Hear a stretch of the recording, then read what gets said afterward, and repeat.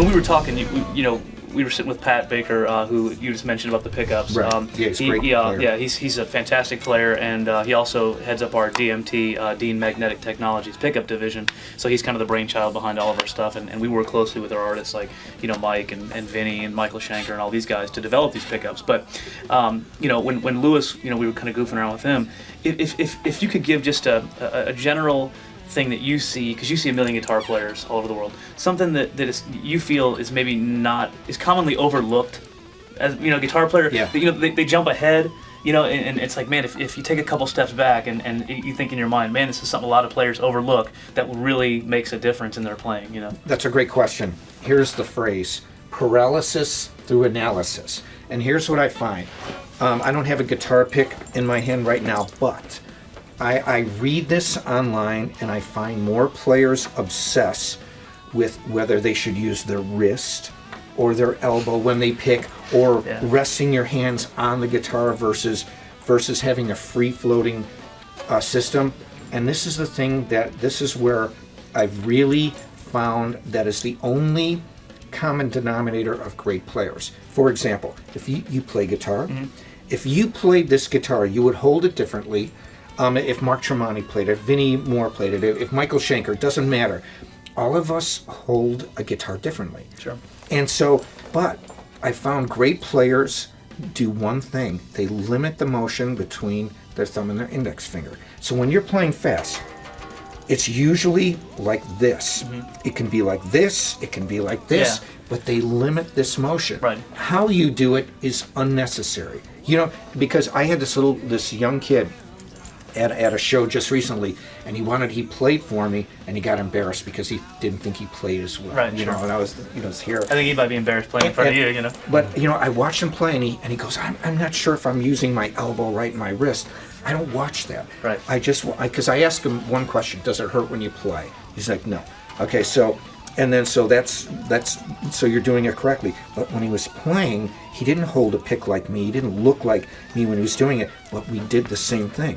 This part stayed rigid. And it is the common denominator between 99.99% of every professional guitar player. Because it's meaningless. Who cares about your elbow or your wrist? Right. None of that stuff means anything. Because everybody plays different. Right. All that matters is this right there. Interesting. Flick it too fast, you're dead. Interesting.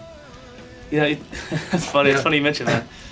Because when we were kind of sitting down talking, one of the things we had brought up, a lot of the great players that I've noticed, and you're one of them, is good vibrato. Yeah. That it's kind of in that same kind of thing. Michael Schenker and Vinny and you and all these great guitar, Dime, all have great vibrato.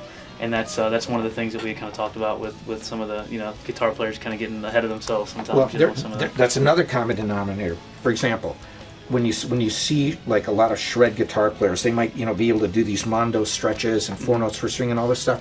But when they vibrato, they vibrato like this. Right. No fulcrum point. Yeah, and no see, anchor, they play it and they vibrato, holding a guitar like a classical guitar player. What classical guitar player vibratos? Right. Did you ever see Andre Segovia go? It ain't happening, man. So what do you think? It's near the end of 2009. What's coming up for you in 2010? Well, I've got this year has been really cool in many ways. I've gotten to do a lot of shows. I've released a new CD, 3 new DVDs. Wow. And then I've had my column running in Guitar World for over 3 years. Next year's the year of concerts. And Great. so 2010, I'm working on some really cool stuff. And it's really, I'm still going to do clinics for Dean Guitars, but the majority of my time is not going to be recording CDs. I've already recorded, not doing DVDs. Right. It's playing on wow, stage. so you'll be on stage a lot next year then. Yeah, it's going to be, the most shows I've ever done in 1 year was 217. Wow, that's a lot. Yeah, and I always do 100 a year, but next year's going to be a lot. Yeah. Wow, that's awesome. Yeah. Well, seeing as how you do so many, I mean, outside of the U.S., what's your favorite place to go play? Well, I have, I'd say three places. Okay. Well, if you add Canada, that's 4. I love Canada. But 1, England, 2, Germany, 3, Brazil. Okay. Brazil. In that order? Well, I won't say that order, because I love them all for different reasons. Like England, I just love England. Right. I mean, I love the British people, and the country is amazing. Germany is the same way. Yeah. I've We had been some there. good times in Germany. Yeah, man, it's just, I mean, it's one of the only places besides Dean Guitars where I will bring one of my guitars to get fixed. Yeah. Like if I'm on the Yeah, road, those guys because are great. I know German engineering, man, Yeah. when it comes back, they will say, well, I moved this 0.1 millimeter. Yeah. No, those guys are serious, man. Yeah, no doubt. I love it. No doubt. And Brazil, it's Brazil. It's just, unless you have been there, you don't know what I mean. But it's an amazing place. Yeah. Well, what's cool is that, I mean, obviously you've been with us for almost a decade, and since a lot of people don't know this, but we actually own the drum company D-Drum. It's one of our sister companies. That's right. And we have a lot of cross-pollination in terms of endorsing artists. My counterpart Rick Hughes, he's our D-Drum A&R guy. He works on the drum side, I work on the guitar side, but we have a lot of common guys in bands, and this and that. But something that's really cool that people may or may not know about it is that obviously, we preach, Dean's like a family kind of vibe and all that. But the reality of it is that it is. I mean, you and I on more than one occasion have actually got to play together. I mean, I won't play next Josh to you, is a but killer singer, by I'll the way. sing, but I'll never play next to this guy.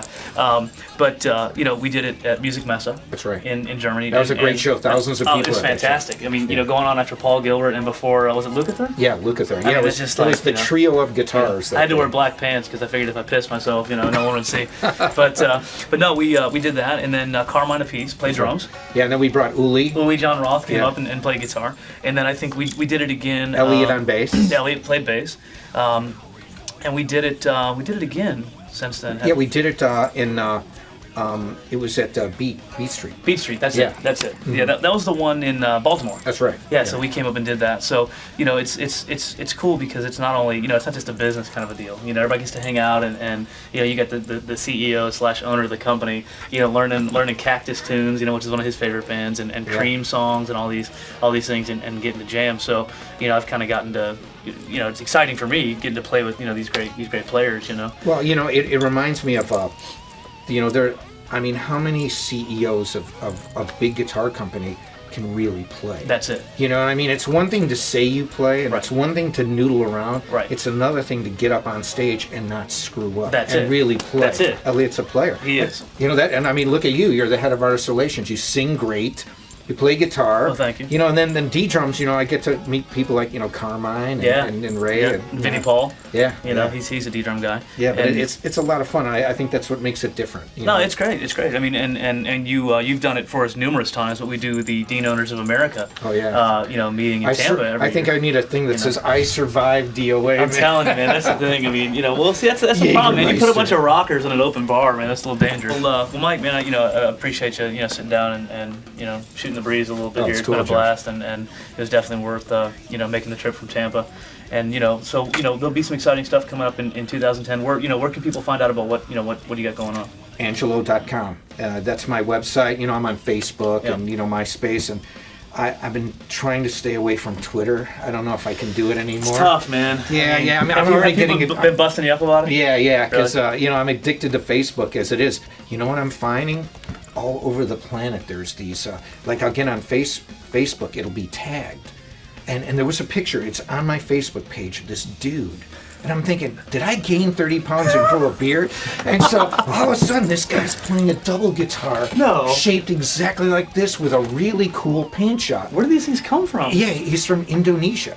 And it's a fan from Indonesia. Did he that make had- the guitar? He made one, and it's not an up-close photo, so I can't see. Remind me you to know. sue that guy. Yeah, No, but no. and he's got a beard, and he's playing, and it's pretty wild. But there's the legion of Mikey, double That's guitar guys out there, right? Carl? Here's one right here. See, she gets into it when I start talking about double guitar. She starts chewing on double bone, the whole thing, man. Get all hooked up. But like I said, you can go to deanguitars.com and check out everything Mike's doing, as well as a lot of our other endorsers. You can check out his line of guitars and the whole Dean product line. And actually, we're going to do a webcast this year, like we do every year, from the NAMM show, which you'll be at. That's right. Signing autographs, which is always a good time out in Anaheim in January. So deanguitars.com has all the information: the guitars, Mike, endorsers, webcast, different contests, all kinds of cool stuff. Everything Dean. deanguitars.com. So, yeah, sweet.